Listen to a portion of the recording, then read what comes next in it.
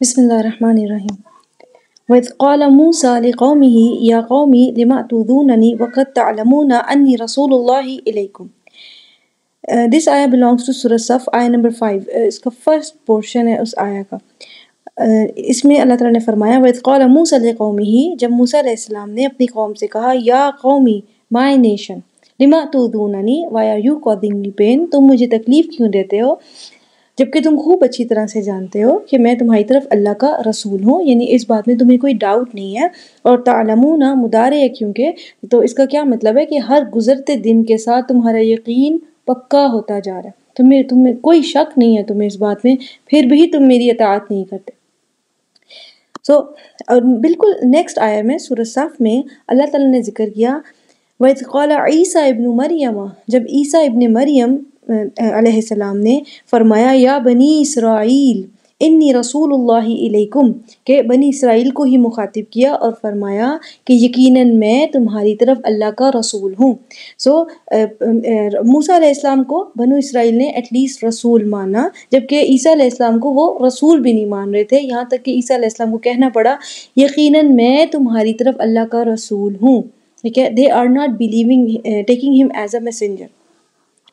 So basically let's take a reminder کہ ابراہیم علیہ السلام کے دو بیٹے تھے، اسماعیل علیہ السلام اور اسحاق علیہ السلام. اسحاق علیہ السلام کے بیٹے یعقوب علیہ السلام کا دوسرا لقب جو ہے وہ اسرائیل ہے، اور انہی کے 12 بیٹے جن میں حضرت یوسف علیہ السلام بھی شامل تھے، بنیامین بھی شامل تھے. یہی 12 بیٹے جو ہیں ان کی آگے سے جب نسل چلی تو یہ پوری نسل بنو اسرائیل کہلاتی ہے.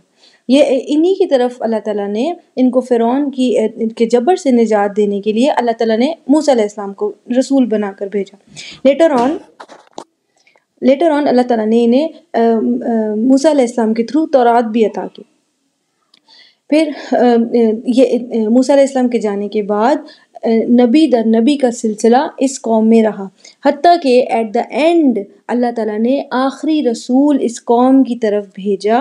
ٹھیک ہے، سیکنڈ لاسٹ رسول جو اس قوم کے لیے آخری رسول تھا، یعنی کہ عیسیٰ ابن مریم. عیسیٰ ابن مریم علیہ السلام کو انہوں نے رسول بھی نہیں مانا. But I want to clarify کہ جب اللہ تعالیٰ نے فرمایا وَإِذْ قَالَ مُوسَىٰ لِقَوْمِهِ، جب موسیٰ علیہ السلام نے اپنی قوم کو مخاطب کیا انہوں نے فرمایا یا قومی مائی نیشن، جبکہ عیسیٰ علیہ السلام جو سیم نیشن سے بات کر رہے ہیں انہوں نے فرمایا وَإِذْ قَالَ عِيسَىٰ ابْنُ مَرْيَمَ یا بنی اسرائیل. عیسیٰ علیہ السلام نے یا قومی نہیں فرمایا بلکہ انہوں نے کہا یا بنی اسرائیل، حالانکہ موسیٰ علیہ السلام بھی بنو اسرائیل سے مخاطب تھے، بٹ انہوں نے کہا یا قومی my nation. So basically it's a difference, it's a sudden twist between کہہ لو آیات آف دا سیم سورہ. دونوں آیات سورہ صف سے بلانگ کرتی ہیں. It's a toast. Why is that? So Musa علیہ السلام نے جب فرمایا یا قومی، موسیٰ علیہ السلام بیسکلی اسی قوم میں پیدا ہوئے.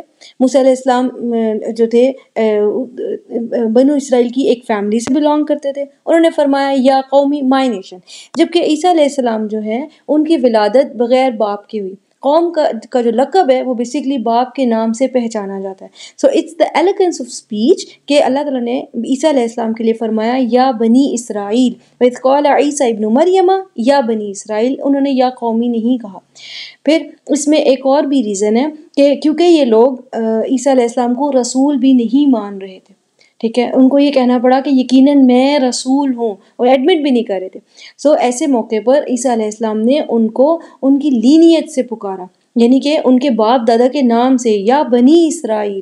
ٹھیک ہے، کہ بیہیو لائک دا اسرائیل، یعقوب کی طرح بیہیو کرو، تم اللہ کے بھیجے ہوئے رسول کو ہی ڈینائی کر رہے ہو. سو سیم سورہ موسیٰ علیہ السلام نے اپنی قوم کو فرمایا یا قومی، اینڈ سیم سورہ عیسیٰ علیہ السلام نے فرمایا یا بنی اسرائیل. This sudden twist shows the elegance of speech in Quran. السلام علیکم ورحمۃ اللہ وبرکاتہ.